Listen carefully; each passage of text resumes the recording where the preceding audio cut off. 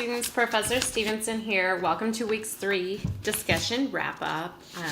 I think you all really enjoyed iSocrates because the answers to your questions were really sophisticated and awesome. So I enjoyed reading the discussion this week. So let's get into it. What is Isocrates' teaching philosophy? What kind of education is he selling? What might a student do with such an education? And how do the Cyprian speeches fit it? So Dustin had a really great answer on this one. He says, Isocrates suggests that in addition to learning the general forms of a subject, one must also imitate their teachers. In imitating one's teacher, perhaps to foreshadow Aristotle and virtue, allows the student to practice the art itself, not merely acquiring the knowledge of it. So there's something here in Isocrates where rhetoric becomes a practice too, and part of the practice is repetition here. So these exercises that he talks about are definitely part of that. Dustin goes on to say that the Cyprian speeches likewise give models for the virtuous leader, one who is both wise and propitious. The ruler knows all the circumstances involved and is involved personally in all affairs and is just. But unlike general education, the Cyprian speeches signal a greater education that is required of a tyrant or a basileus. In either case, the student must receive formal education while also being taught wisdom and virtue through mentorship / imitation. Lee also had a really great answer, saying at its roots, Isocrates' teaching philosophy is based on the idea that if he exposes a student to the concept of virtue, moderation, and overall good character, they will study these examples, and through this study they may begin to practice these qualities and eventually adopt them. Isocrates is careful to note in his Antidoses that he does not teach these qualities, and that those who are by nature badly disposed to virtue cannot be taught self-control by any art. Essentially, Isocrates, I think, attempts to teach the value of virtue and justice, leaving the student to decide whether they agree with that value and will adopt these principles to become a better citizen or ruler. And then Jennifer adds in Antidoses, Isocrates speaks of how gymnastics is used to exercise the physical body, while logos or speech is used to exercise someone's soul. Furthermore, he discusses that along with natural ability, the student must equally succeed in their formal education or training. And I think that really captures what Isocrates is suggesting for rhetorical for teaching and education.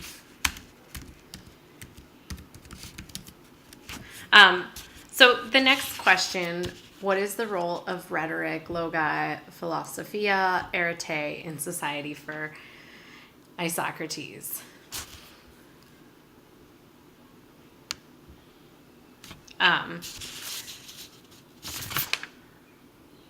Janine talks about, Janine has a really great answer here. In the beginning of Nicomacheus, he argues for the positive role that rhetoric plays in society. First, he notes that those who hold this view, that rhetoric is solely for the rhetor's personal advantage, do also decry wealth, strength, and courage, for they should reasonably blame other good things too. In fact, it is, quote, the cause of all great goods, responsible for nearly all of our inventions, and measures a good mind and good faithful soul. Isocrates continues to outline the various benefits of rhetoric through the beginning of the speech, including the powerful distinction between us and other living beings.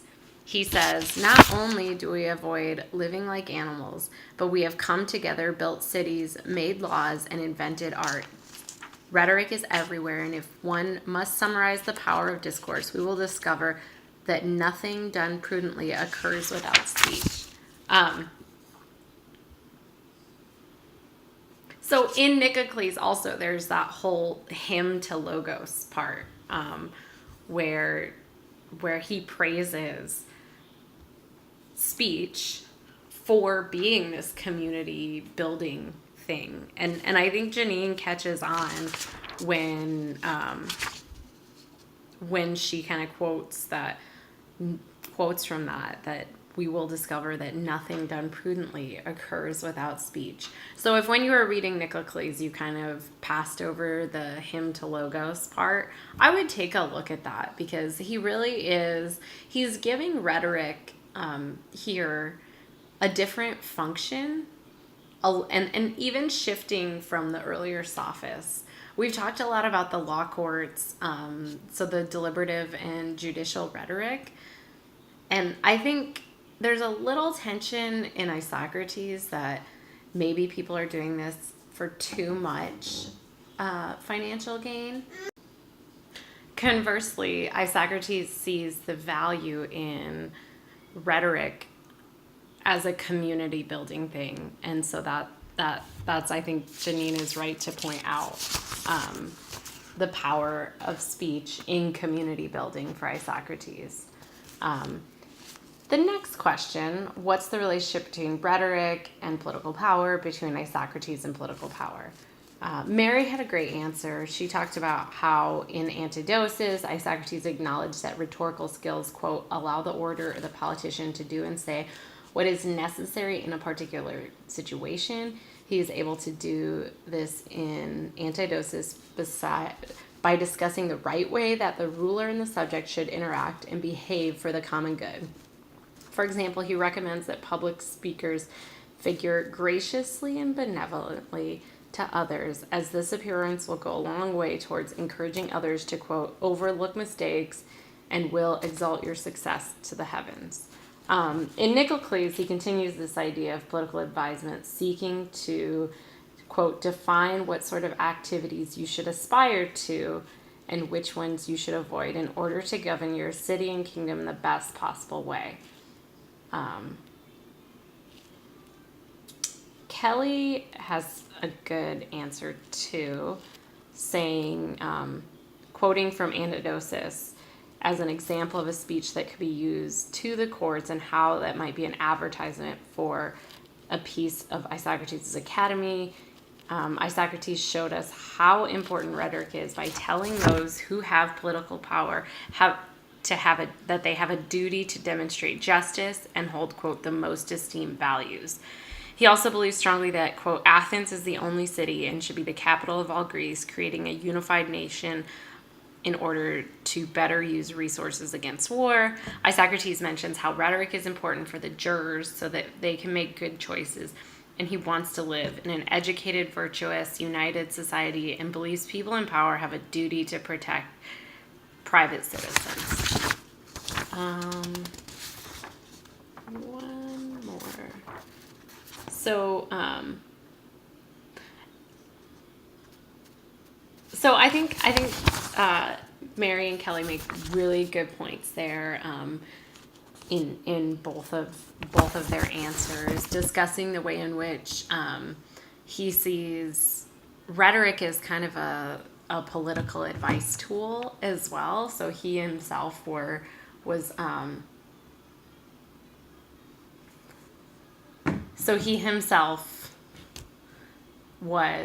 kind of the chief of staff as well to rulers. And he was able to shape rhetoric and deliberate discourse,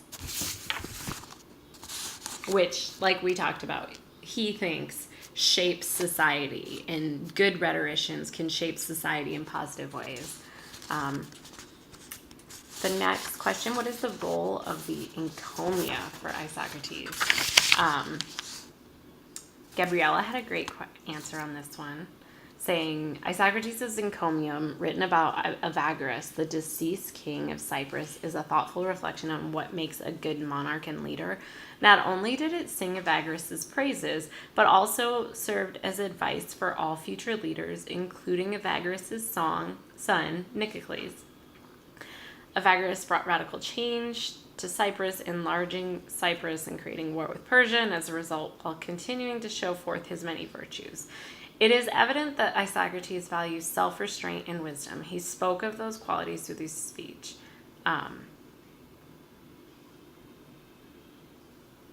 Yeah.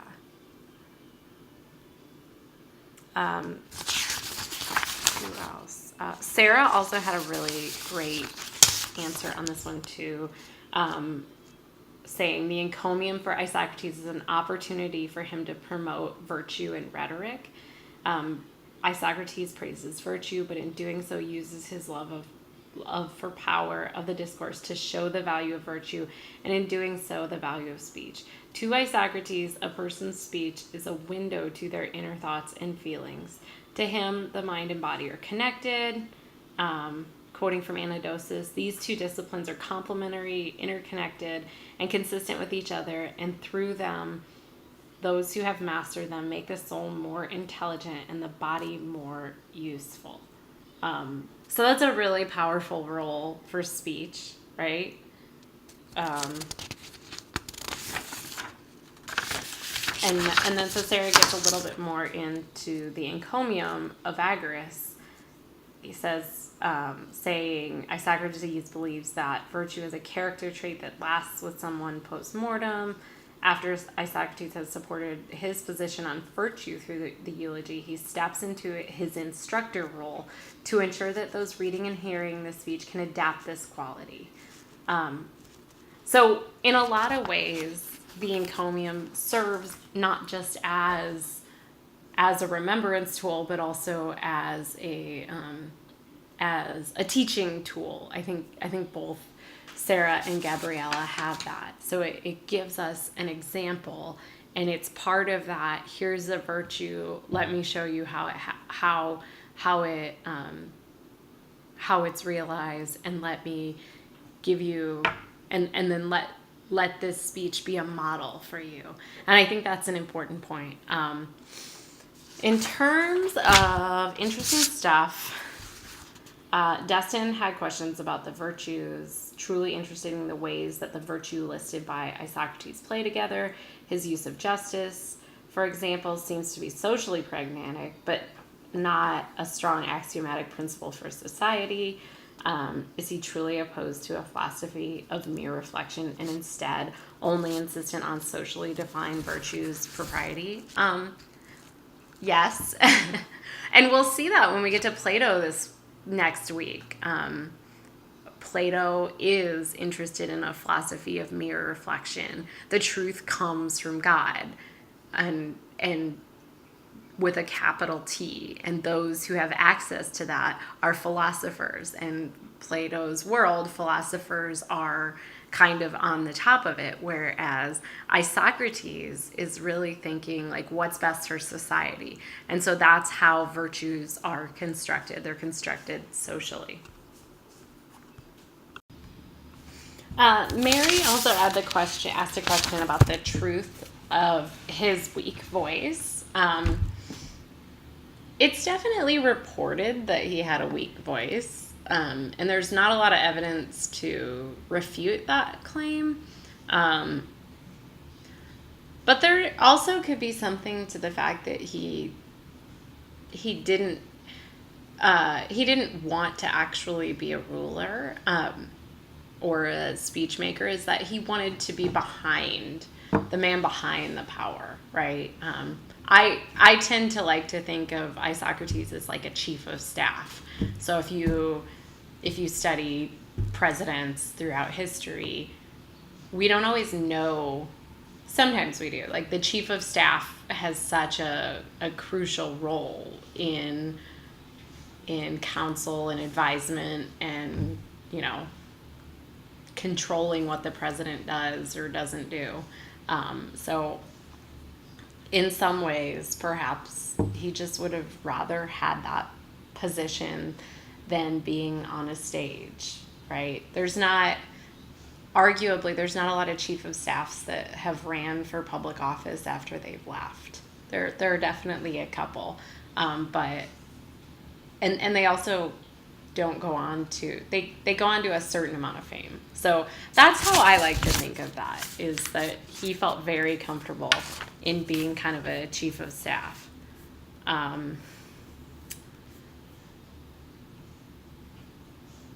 I do think the virtue question is the one that kind of got drawn out in discussion a couple more times. Thinking about like, really, he can just like we can just do virtue. Like he can teach virtue by extension of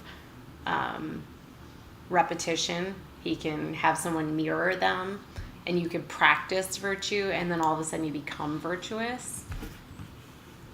And then that he can't that you can't teach virtue to a non-virtuous person, so that there is some truth to the fact that there's an inner virtue. I think that's probably one of the things that got debated more in discussing, and we really have to center ourselves in 5th century Athens to understand this a little bit more. And I think I've touched on this before, but it's a little bit more culturally homogenous than we are, for certain. And so virtue, but so there are less gray areas than we have now, although certainly there still were in the idea of virtue. But this is, I think what he's trying to say is like people who have it in them to be virtuous and good, not people who are out for themselves and out for their reputation, which I think that with the advent of democracy and speech making and rhetoric as giving people a voice and a way to rise through power, I think he also saw the downside of that, and his moral or virtuous education kind of tries to account for the people who are just trying to take advantage of rhetoric. So he's like, okay, so now we got to sit down and we have to talk about virtues, because it's really great that we can make speeches and that we can teach people to defend themselves in the court of law, but we really have to get a handle on what is good about this, and who can do this and how they should do this. So yeah. So anyway, I'm going to wrap up, but thank you all for a really great discussion of Isocrates. If you've started Plato already, it's definitely a doozy. There's some interesting parts there, but it's a pretty big change. And I think once we get to Plato, this always happens to me in this class when I reread the materials. Once we get to Plato, there gets to be a really clear point of inflection and comparison, whereas it might be harder to compare Isocrates to the earlier sophists. The shift is definitely there, but it's small, whereas the shift from Isocrates to Plato is like, whoa, they really have different ideas about the value of rhetoric in society. So awesome. Thank you, and have a good rest of your day.